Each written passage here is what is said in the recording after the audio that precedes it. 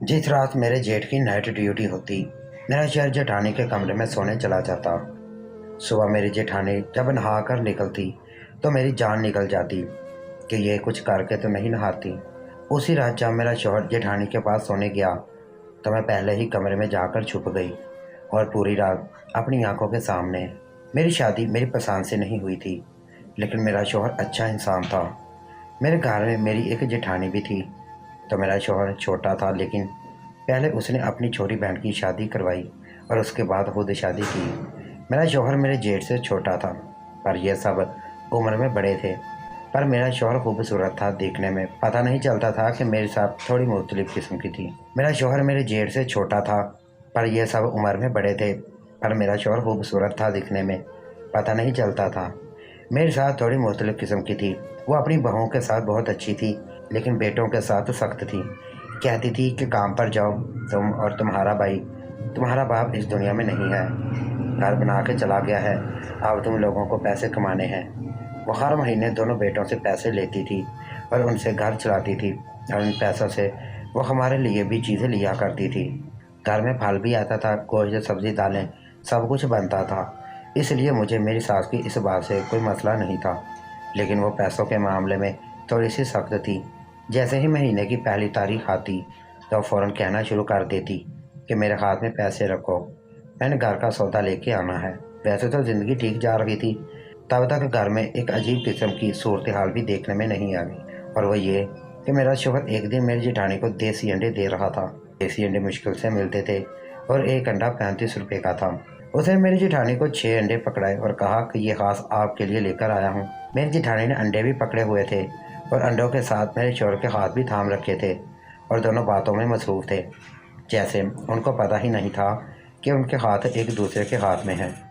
वो कहने लगी कि सच में मेरे शौहर ने कहा है कि हाँ, ये इन देसी मुर्गियों के अंडे नहीं हैं जिनको फार्म में पाला जाता है, ये घर की पली मुर्गियों के अंडे हैं।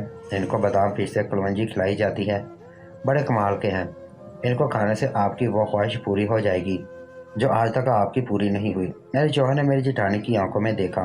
मैं दूर से ये मंजर देख रही थी। जब मेरी सास ने कहा सब्ज़ी की जगह आज कुछ और ही काट दूँ। जब मेरी सास ने कहा कि क्या हो गया है बेटी, कहाँ गुम हो गई हो, मैंने कहा कुछ नहीं। उन्होंने भी बाहर का मंजर देखा। उन दोनों की आपस में बड़ी दोस्ती है। दरअसल ये हमारी रिश्तेदार है ना, मेरी बहन की बेटी है। बचपन में एक साथ खेलते कूदते रहे हैं, इसलिए बहुत ज़्यादा दोस्ती है। एक दूसरे को देवर भाभी तो समझते ही नहीं, ये लोग दोस्त ही समझते हैं। मैं सोच रही थी कि भाड़ में जाए ऐसी दोस्ती। मुझे ये सब बिल्कुल अच्छा नहीं लग रहा था।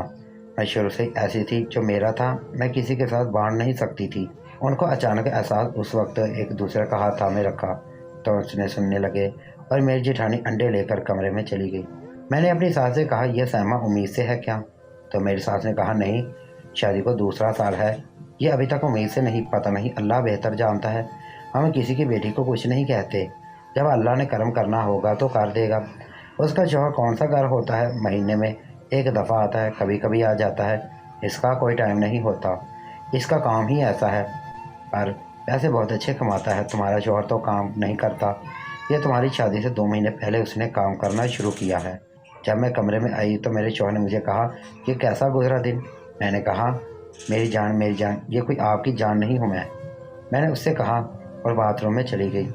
मेरा शौहर इस बात पर हंसने लगा, लेकिन मुझे गुस्सा आ रहा था कि वो मेरी जेठानी के साथ इतने अच्छे तरीके से पेश क्यों आता था, उसके साथ इतने लाड क्यों करता था। उसका शौहर घर पे नहीं होता था तो वो मेरे शौहर के साथ मोटरसाइकिल पर बैठकर बाजार जाती। कभी कहती कि मुझे मेके छोड़ाओ, और मोटरसाइकिल पर बैठ जाती तो मोटरसाइकिल नहीं पकड़ती थी, बल्कि मेरे शौहर के कंधे पर हाथ रख देती। मुझे उसके चाल चलन बिल्कुल भी अच्छे नहीं लगते थे। अपने शौहर से मेरी जेठानी को कोई मतलब नहीं था। कभी कभी उनके कमरे से लड़ने की भी आवाज़ें आती थीं। मुझे कहती थी कि अपने शौहर की इज़्ज़त किया करो, और अपने शौहर के साथ लड़ाई झगड़ा करती रहती थी। एक दिन मुझे मेरे शौहर के साथ बाहर जाना था।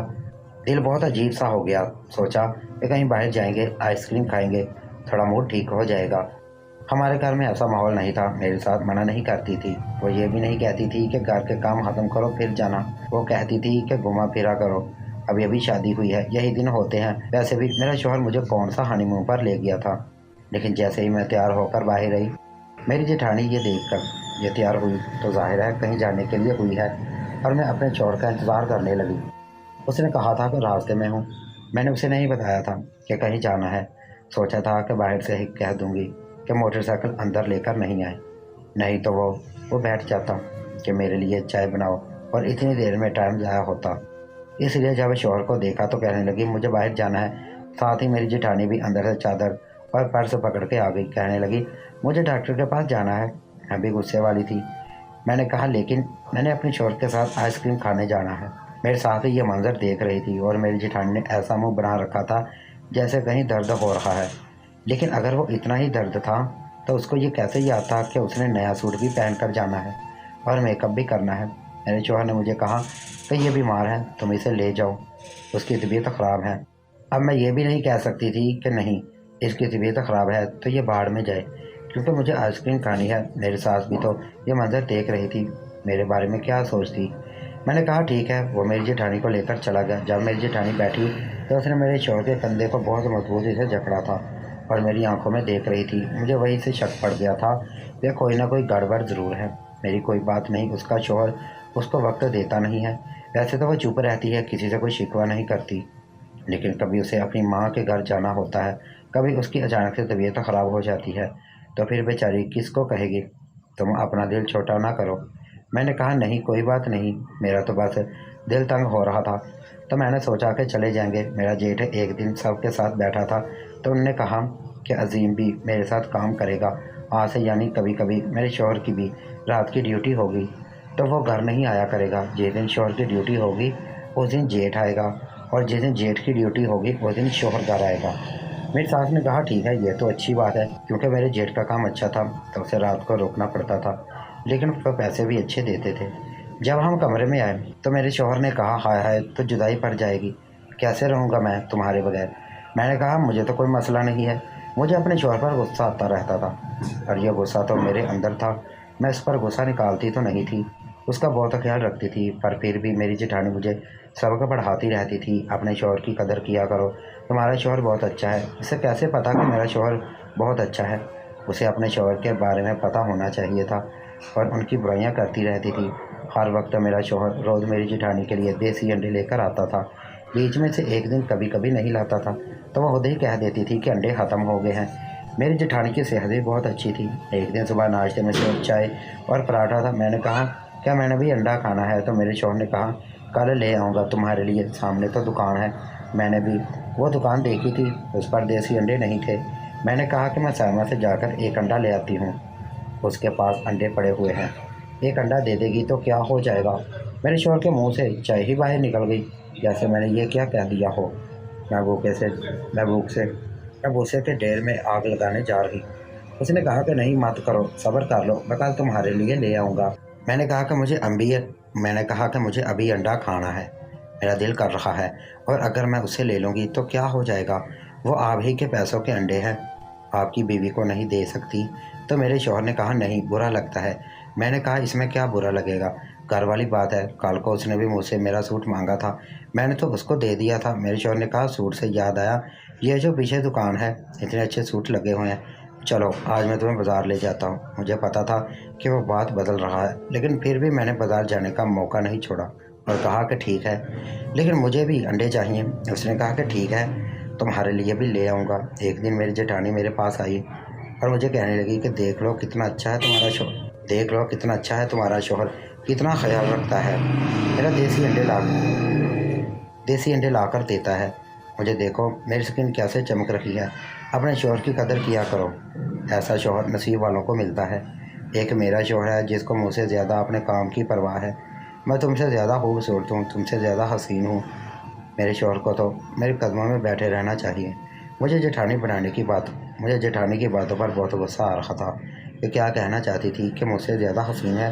तो शक्ल सूरत की वो अच्छी थी, शायद मुझसे ज़्यादा खूबसूरत भी थी, लेकिन अच्छी खासी मोटी थी। उसका मोटापा उस पर बुरा नहीं लगता था, लेकिन जिस तरह उसका वजूद था उसे खुद को ढांप के रखना चाहिए था। लेकिन वो एक बारीक सा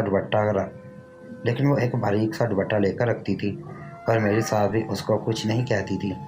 एक दिन मैं घर से बाहर जा रही थी तो मेरी सास ने मुझे कहा कि सर पर दुपट्टा ठीक करके बाहर जाओ, और मैं हैरान रह गई कि अपनी दूसरी बहू को ऐसा कभी नहीं कहती, और मुझे रोक दिया, जबकि मेरा दुपट्टा अच्छा भला ठीक था। पर मैं कहाँ जा रही थी? सामने एक औरत के घर तो जा रही थी।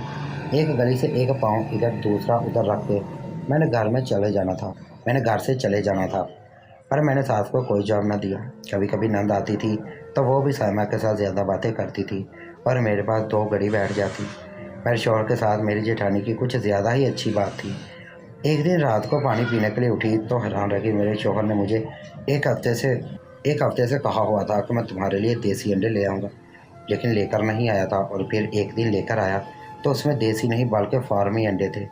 मैंने कहा, आपने तो कहा था कि तुम्हारे लिए भी देसी अंडे लाऊंगा। तो मेरे शौहर ने कहा, देसी का नाम नहीं लेना। मैंने देसी का नाम नहीं लेना, बहुत महंगे होते हैं। यह कहकर वो वहाँ से चला गया और मैं हैरान रह गई, जबकि जेठानी के लिए लाता है तब महंगे नहीं होते। एक दिन मेरे शौहर की नाइट ड्यूटी थी और मैं कमरे से बाहर आई तो देखा मेरी जेठानी के कमरे से शीशियों की आवाज़ें आ रही थी। मैंने काफ़ी अजीब महसूस किया और अपने कमरे में वापस चली गई। लेकिन अगले दिन सुबह ये देखकर हैरान रह गई कि मेरा जेठ मेरी सास को कह रहा था कि रात को बड़ा काम था, छोड़ते ही नहीं ये लोग नाइट ड्यूटी रात की होती है, ये तो सुबह 9 बजे जान छोड़ते हैं, 3 घंटे एक्स्ट्रा मजदूरी करवाते हैं। मैं हैरान रह गई, अगर ये रात को नाइट ड्यूटी पर था तो फिर मेरे शौहर को तो घर पे होना चाहिए था। लेकिन अगर ये घर पर नहीं तो फिर उसके कमरे में कौन था और उसके कमरे से वो आवाज़ें कैसी आ रही थी?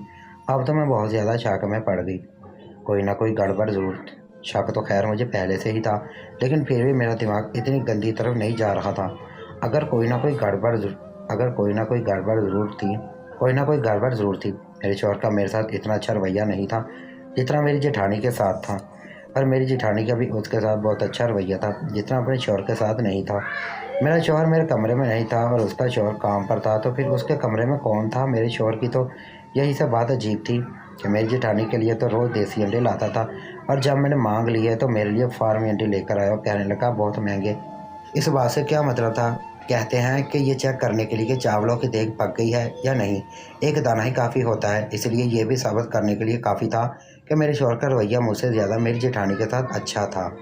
जिस दिन मेरा शौहर कहता था कि आज मेरी नाइट ड्यूटी है, उसी दिन मेरी जेठानी के कमरे से अजीब व गरीब किस्म की आवाज़ें आती। मुझे समझ ना आ रहा था कि मैं क्या करूं। मेरे पास एक ही रास्ता था।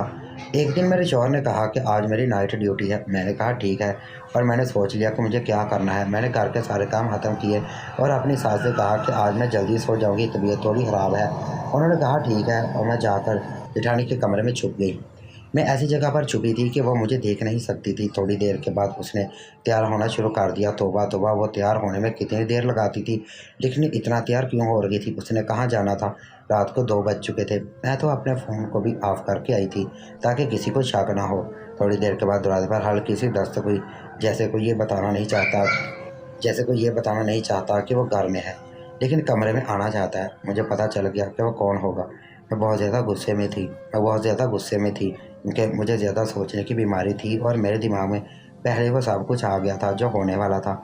जब दरवाज़ा खुला तो एक मर्द अंदर आया। क्योंकि उसका रुख मेरी तरफ था, इसलिए मैंने उसकी शक्ल ना देखी। लेकिन थोड़ी देर बाद जब लोग बैठ गए तब मैंने शक्ल देखी और मेरे कदमों तले से ज़मीन निकल गई, क्योंकि वो कोई और नहीं, मेरा जेठ था। और मैं उस वक्त अपनी जेठानी के कमरे में थी। वो दोनों एक दूसरे के साथ खालवत में थे। मुझे समझ ना आ रहा था कि मैं क्या करूं। मुझे उस वक्त यहाँ नहीं होना चाहिए था, मुझे यहाँ से निकल जाना चाहिए था। थोड़ी देर बाद मैंने एक तरकीब सोची और श्रृंगार मेज़ को पकड़कर ज़ोर से झटका दिया, जिस पर चीज़ें पड़ी थीं। ऐसा लगने लगा कि दलदला आ रहा है। वो दोनों डर गए और बाहर निकल गए। मैंने मौके का फ़ायदा उठाया और कमरे से बाहर निकल गई, पर उन्होंने मुझे देख लिया। उन्होंने कहा कि तुम हमारे कमरे से निकली हो। वहाँ पर मैं शदीद शर्मिंदा हो गई और मैंने उनको सब कुछ बता दिया। मेरे जेठ ने अपने सर को पकड़ लिया और मेरे शौहर को बुला लिया। उसके बाद सारी बात बताई तो उन्होंने कहा मेरी माँ हमारे पीछे पड़ गई थी कि काम करो काम करो, और मैं काम करके इतना तंग आ गया था कि अपनी बीवी को वक्त नहीं दे रहा था। यही वजह है कि अभी तक हमारी औलाद भी नहीं हुई। इसलिए मैं चोरी चोरी आया करता था तुम्हारे शौहर को अपनी जगह बिठाकर, और वो जो अंडे थे वो भी मैं ही उसके लिए भेजा करता था। तुम्हारा शौहर अपनी जेब से नहीं खरीदता था। तुम्हारा शौहर तो बहुत ज़्यादा कंजूस है। मेरे जेठ का रवैया सख्त था। वो मुझे डांट रहा था। उसने कहा कि एक ही घर में रहते हैं, फिर भी तुम इस तरह की बातें सोचते हो। तुम्हें शर्म नहीं आती? तुमने हमारी जासूसी लगाई। तुम क्या किसी जासूसी ख़ानदान से आई हो? मेरा शौहर भी चुपचाप खड़ा था, लेकिन ये बात मेरी सास तक नहीं पहुंची, क्योंकि ये बात हम चारों के बीच की थी, इसलिए हमने कुछ नहीं कहा। मेरी जेठानी भी मुझसे हैरान होकर देख रही थी उसके बाद मेरे जेठ ने कहा, आइंदा इस तरह की कोई हरकत ना हो इस घर में, और ये बात भी किसी को ना पता चले। मेरे शौहर मुझे कमरे में ले आया और उसने कहा कि मैं तुमसे कितनी मोहब्बत करता था, तुम्हें मेरी जान कहता था। तुम्हें समझ नहीं आती थी कि जो शख्स अपनी बीवी से इतनी मोहब्बत करता है वह किसी और के बारे में थोड़ी सोच सकता है, वो भी अपनी ही भाभी के बारे में। अरे वो मेरी बड़ी बहन जैसी है, हम बचपन में साथ खेलते हैं, 7 साल बड़ी है वो मुझसे। मुझे थप्पड़ मारा करती थी, वो छोटा था, थप्पड़ मारा करती थी, वो छोटा भाई समझती है मुझे अपना। मेरे शौहर ने हंसना शुरू कर दिया और मैंने कहा, बात मुझे वहम हो गया था। वहम का इलाज तो पीरों फकीरों के पास भी नहीं था। अब जो हो गया सो हो गया। अब मेरे पीछे पड़ गए हैं क्या? पहले आपके भाई ने मुझे बातें सुनाई, अब आप मुझे बातें सुना रहे हैं। कल को उसकी बीवी भी मुझे बातें सुनाएगी। अपनी माँ से इतना डरते क्यों हैं? कोई अपनी बीवी से यूँ छुप छुप कर मिलता है? मेरे शौहर ने कहा, भाई मुझसे ज़्यादा कमाते हैं, उनकी नौकरी पर ही घर चलता है, इसलिए अम्मी नहीं चाहती कि वो बार बार छुट्टी करे, लेकिन उनको रात की नौकरी मिलती है। वो पिछले 6 महीने से कोशिश कर रहे हैं कि उनकी शिफ्ट दिन की लग जाए, लेकिन नहीं लग रही। यूँ कौन अपनी बीवी से दूर रहता है? यार, उनकी बीवी की शक्ल तो देखो, कितनी खूबसूरत है वो मुझसे। उनकी जगह ड्यूटी देते हुए कोई 1.5 महीना हुआ है, लेकिन मुझे तुम्हारी इतनी याद आती कि मैं तुम्हारे बारे में सोचता रहता था, और वो तो पिछले 2-3 सालों से ऐसा कर रहे हैं। तो फिर उनकी भी मजबूरी थी ना, अब ऐसा करते तो